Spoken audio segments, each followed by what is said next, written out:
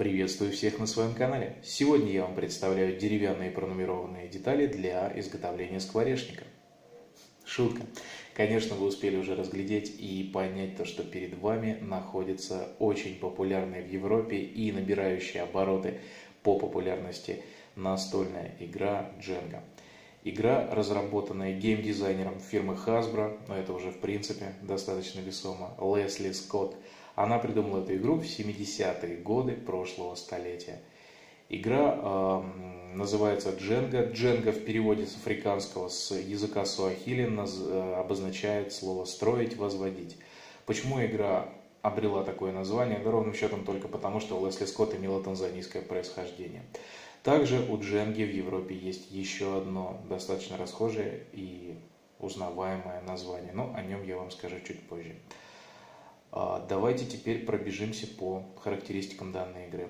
Любая дженга, будь то ростовая, либо настольная, как в данном случае, имеет 18 этажей. В каждом этаже находится 3 пронумерованных планки, 3 пронумерованных пролета. Всего 54 планки. Также в дженге, в состав этой увлекательной игры, входят 4 игровых кубика, либо 4 игровых кости. Также они пронумерованы от 1 до 6 соответственно. Так, ну что ж, теперь, наверное, померяем ту дженгу, которую представил вам на обозрение я. По ширине она чуть больше 5 сантиметров, можно сказать 5,2 сантиметра. Высота данной башни 16 сантиметров ровно. Ну что ж, теперь, наверное, коротенько о правилах, как играют дженгу. Поскольку у нас с вами игральных костей 4, то играть в нее может от 1 до 4 игроков соответственно. Каждый по очереди выкидывает кубики, выкидывает кости, и в соответствии с тем числом, которое находится на верхней грани кубика, он убирает одну из планок. То есть, объясняю принцип игры. Допустим, нам выпало число 47. Мы с вами одной рукой, помогая себе только одной рукой, можно раскачивать пирамиду, можно, скажем так, ее вот таким вот образом колебать, чтобы достаточно удобно и просто для себя достать планку. В общем, наша цель просто достать пронумерованную панель и поместить ее либо на верхний, соответственно, этаж, перпендикулярно предыдущему этажу, либо второй вариант исхода событий, как отработанную пешку в шахматах убрать планку просто в сторонку. Но более известный, скажем так, тип игры, вид игры – это постановка планки вверх. Игра продолжается до того момента, пока, соответственно, сама пирамида, сама башня Дженга не упадет. Допустим, следующая панелька нам выпадает, следующему игроку выпадает номер 39. Он ее также достает аккуратно и, соответственно, укладывает ее перпендикулярно верхнему этажу.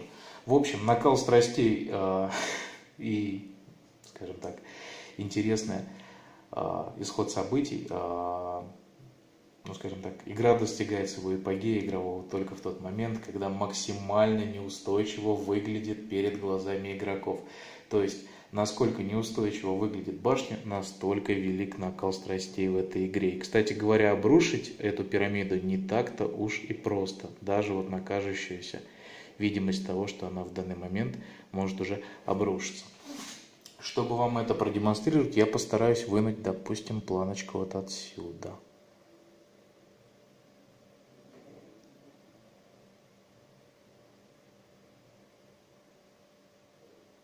Очень-очень аккуратно, помогая себе только одной рукой. Видите, у нас с вами все получилось, а пирамида достаточно неустойчивая. Башня, прошу прощения. Так. И опять же, то есть ставим перпендикулярно верхнему ряду. Можем положить ее в ряд, соответственно, тот, который выстраивали до этого, а можем уже начать новый, соответственно, ряд. Но я думаю, что лучше с этой стороны ее выставить. Вот. Опять же, установили планку номер 12. Опять же, повторюсь, игра идет в той же самой последовательности. В общем, резюмируя то, что я сейчас вам тут нарассказывал, наговорил, могу сказать одно. Будь то настольная, будь то ростовая дженга, которая, кстати, бывает до 2 метров, в общем, она очень интересная и захватывающая, несмотря на свою кажущуюся простоту и деревянность, и древесность. Могу сказать по себе, могу сказать по своим друзьям. В общем, с теми людьми, с которыми я в эту игру играл, В общем, оторваться практически невозможно. И, собственно говоря, развивает и память, и координацию, и мелкую моторику рук, да и, в принципе, захватывает нехило. Хотя, в общем-то, опять же, повторюсь, достаточно простая на вид. Ну что ж, осталось сказать, наверное, только последнее, что данная игра также имеет название, распространенное название, это «Падающая башня». А вот почему. Вот так я вас повеселил напоследок. Ну что ж, с вами был Неподарок 152.